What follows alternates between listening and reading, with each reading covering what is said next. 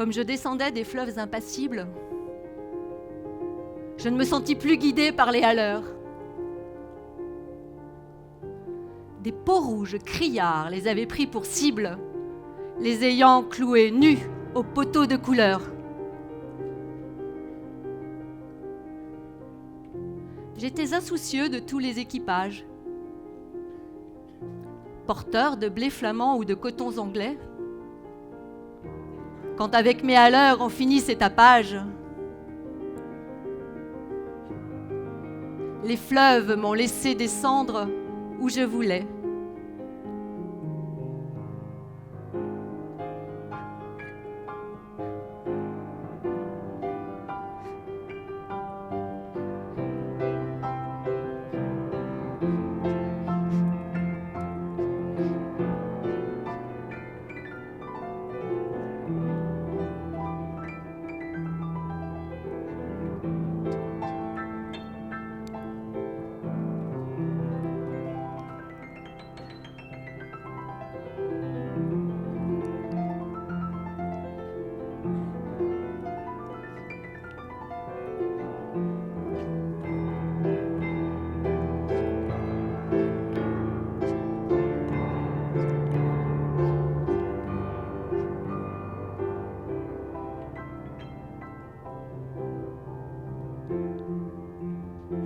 Dans le clapotement furieux des marées,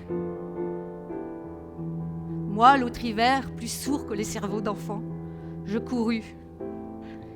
Et les péninsules des marées n'ont pas subi tohu-bohu plus triomphant.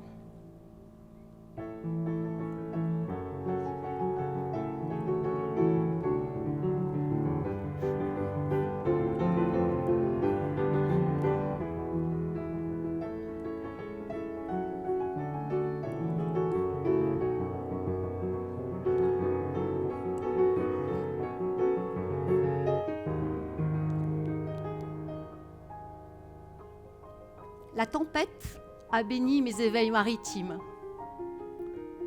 Plus léger qu'un bouchon, j'ai dansé sur les flots, qu'on appelle rouleurs éternels de victimes.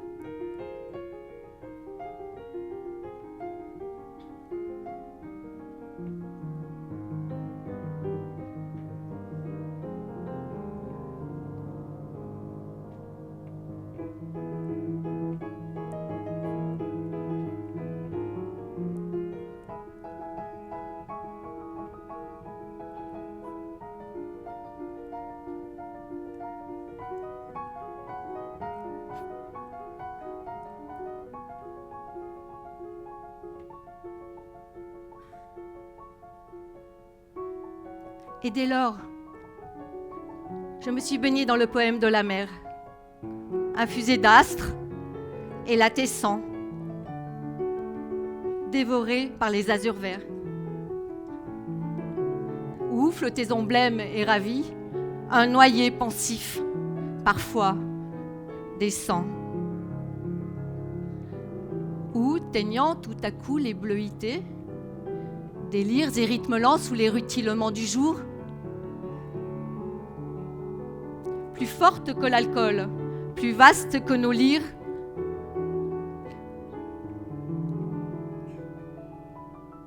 fermentent les rousseurs amères de l'amour.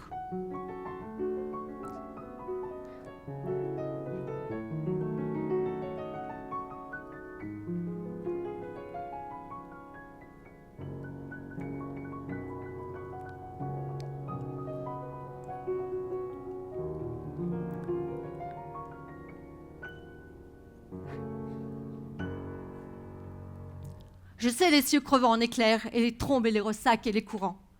Je sais le soir, l'aube exaltée, ainsi qu'un peuple de colombes. Et j'ai vu quelquefois ce qu'homme a cru voir. J'ai vu le soleil bas, taché d'aurore mystique, illuminant de longs figements violets, pareil à des acteurs de drames très antiques, les flots roulant au loin leurs frissons de volets.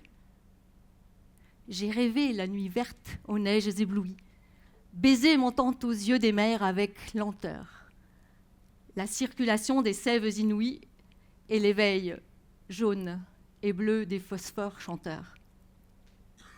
Oui, ce phosphore, étymologiquement lumière qui porte, ce phosphore blanc, légèrement ambré, lumineux dans l'obscurité, ce phosphore qui, abandonné à la lumière, devient phosphore rouge. C'est bien lui qui m'a aidé à retrouver la clarté du soleil, le jour, qui m'a permis d'espérer de retrouver ma main de pianiste. Ce spectre de la lumière blanche qui cache les couleurs de l'arc-en-ciel, les 7 nés de la lumière du soleil, à travers les innombrables minuscules petites gouttes de pluie, les 7 qui enjolivent la vie à partir du moment où on les identifie. C'est bien à Califourchon, sur cet arc parfaitement et harmonieusement cambré, aux couleurs franches, que j'ai rejoint cet espoir de lutter contre ce pronostic médical post-opératoire de l'invalidité. Rouge, hutte d'eau, adossé à la terre dans son énergie, enraciné sûrement dans son incandescence, dans sa vérité brûlante. C'est la force de la danse, la passion du tango argentin. Les tempes qui battent, le cœur affolé, la courbure des corps dans l'arc-en-ciel, de la séduction, du partage, de la sensualité, de la fusion, de la beauté et de l'amour. Ces 2 corps enlacés, ce sont eux qui m'ont aidé à franchir le seuil du centre médical Rocheplane. Orange, c'est la note ré. Tout d'abord, une petite lumière jaune, dorée, orangée, qui peu à peu s'intensifie, qui glisse sur le fjord, entre les montagnes norvégiennes où Per Gynt et Ingrid ont trouvé refuge. La voilà, cette orange sanguine de Grieg, empourprant tout le paysage gorgé de lumière dans laquelle cette orange nous aimerions bien mordre tous. Jaune, c'est le Mi. C'est le pays où les citronniers se balancent. C'est le troll dodu de la vallée de la Clarée qui rassure par sa rondeur. C'est le colibri chanteur. C'est le jaune du ciel que Marc Chagall nous offre dans son tableau Le songe d'une nuit d'été. Ce tableau onirique, magique, d'une poésie intense, que capte mon regard après le tango pour rejoindre les soins de rééducation. Il l'a peint en vert, le violoniste, posé sur l'épaule de Bottom. Inspiration shakespearienne, où la reine des fées ensorcelée, Titiana, est au bras de ce tisserand qu'un sortilège a pourvu d'une tête de bouc. Mais le vert, c'est la lumière que va nous révéler le printemps, dans ces nuances naissantes qui enjolivent le paysage, mais surtout l'inondent. C'est elle, cette lumière, la chanteuse soprano coloratour de la palette renaissante. Le vert et la lumière unissent leurs sève bouillonnante, jaillissante, pour redonner vie aux arbres, aux arbustes, pour redonner vie aux graines enfouies dormantes en terre, aux alpages, aux campagnes ondulées, aux parcs des villes. Et chaque brin d'herbe se redresse, tendu vers le ciel, tendu vers la lumière. Cette sève entre dans nos corps, dans nos esprits, qui reprennent vie à contre-courant des difficultés quotidiennes, de la souffrance, des pronostics médicaux négatifs. Bleu, c'est la note sol. Dans son art poétique, Paul Verlaine nous invite au rêve avec le bleu fouillis des claires étoiles. Pour Arthur Rimbaud, le bleu, c'est la voyelle O. Suprême clairon plein d'estridors étranges, monde traversé des anges. O, l'oméga, rayon violet de ses yeux. Bleu, le ciel, dans son architecture, dans son ampleur, dans son immensité, toute bleue, pure. Bleu, la mer qui ouvre l'horizon. Le bleu invite à la vérité, à la sérénité, à la confiance en soi retrouvée, à la persévérance, à la volonté. Debout et en mouvement. Nous voilà debout et en mouvement. C'est notre grand poète-chanteur éternel qui serait content. Le la du diapason, c'est l'indigo. C'est la couleur des peuples nomades de l'Afrique, celle vertigineuse et vibrante du souffle du silence qui autorise la survie au rythme lento-espressivo du pas des chameaux. C'est l'être accompli, la lumière intérieure qui éclaire les visages, allés, ridés, burinés, avec ses yeux impressionnants, infusés de bonté et de sagesse, à contre-courant de la nature hostile. Les lutines odorantes, embusquées dans les sous-bois, en sont habillées. Leur vue et leur parfum régalaient Frédéric, le poète-chanteur du piano romantique, ce poète subtil et délicat. Et il adorait les retrouver à son retour de Nohant, sur le rebord de sa cheminée, dans son salon de musique parisien. C'est le violet, bien sûr. La spiritualité. Et Rudolf Steiner nous dit que l'homme qui vit dans la musique vit dans une image reflet de son berceau spirituel. La musique est l'art de l'abstraction. Elle s'élève au-dessus des mots. C'est quelque chose de l'essence même, au-delà de l'insurmontabilité du langage. Elle n'est pas un accessoire de plaisir pour la vie. Elle est le signe de la perfection de la vie. Elle exprime la vie en soi, dans sa pulpe la plus intime. Nietzsche nous dit que sans la musique, la vie serait une erreur. Et quand il écoute Beethoven, il entend de la musique sur la musique. Et il estime que les mélodies sont des réminiscences transfigurées d'un monde meilleur, un peu comme les idées de Platon. Pour lui, la musique allège le corps, nous libère de la pesanteur, nous libère de la vie de plomb et nous invite à cueillir ces moments présents dans toute situation et que l'on a parfois du mal à reconnaître. À la fin de sa vie, Nietzsche réécrit sa citation et il nous dit que la vie sans musique serait tout simplement non seulement une erreur, mais une torture, un exil. Le reste est silence. Avec la musique, nous ne manquons ni d'enfance, ni de tendresse, ni d'émerveillement. Et la poésie est la musique que tout homme porte en soi, affirme Shakespeare. Et cette écriture, c'est sûrement cette peinture de la voix qu'identifie Voltaire. Et cette écriture est faite des mots qui sont les passants mystérieux de l'âme dont nous parle Victor Hugo.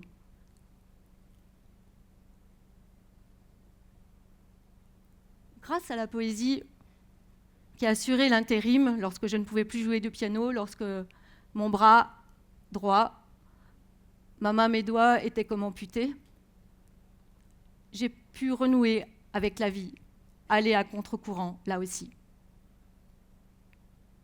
Jouer du piano, C'est une aventure intemporelle.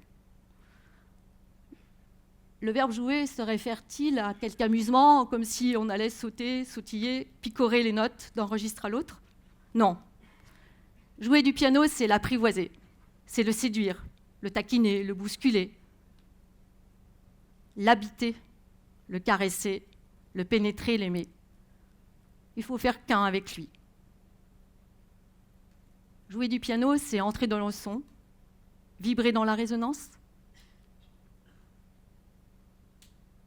C'est être hors du temps, suspendu, délice, enchantement, émerveillement, bonheur, félicité. Oui, j'ai transformé la souffrance, cette souffrance qui m'habitait, je l'ai apprivoisée.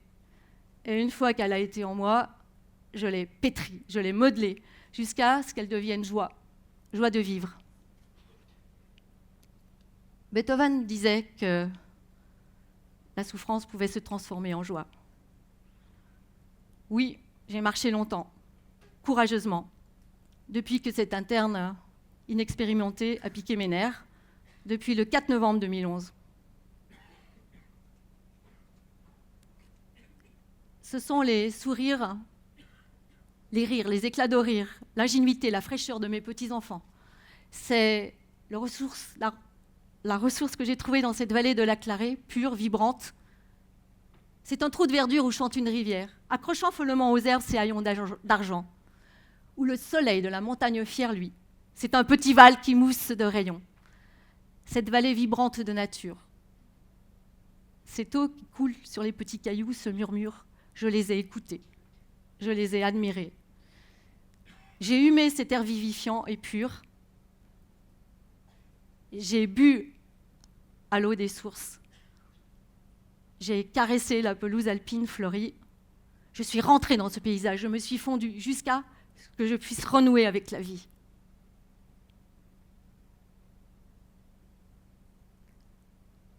Paul Diel disait que l'être humain est fluide, rééducable jusqu'à la mort, et qu'il a en lui les ressources inconnues, des ressources inconnues, jusqu'à ce qu'il ait vraiment besoin de s'en servir, que cela devienne impératif, vital.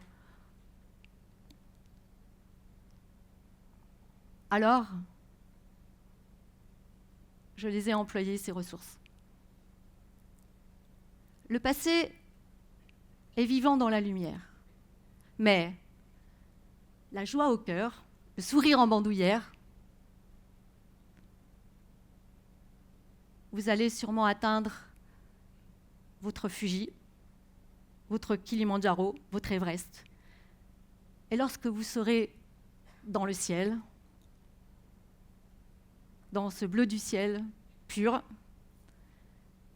vous allez vous sentir bien dans cet infini que l'on croit bleu. Et vous allez vous sentir léger, pur, de plus en plus sage, de plus en plus vivant. Vous allez planer, flotter. Peut-être même allez-vous rencontrer Antoine de Saint-Exupéry dans son Lightning 38 avec à son bord le petit prince, sa rose et le renard. Alors, vous aurez transformé votre souffrance. Vous ne serez plus dans le courant. Vous aurez tourné dos au courant. Vous serez parti avec son flot vif et tumultueux, et cette force qui vous transmet vous redonnera vie. Ce contre-courant, je lui ai donc tourné le dos.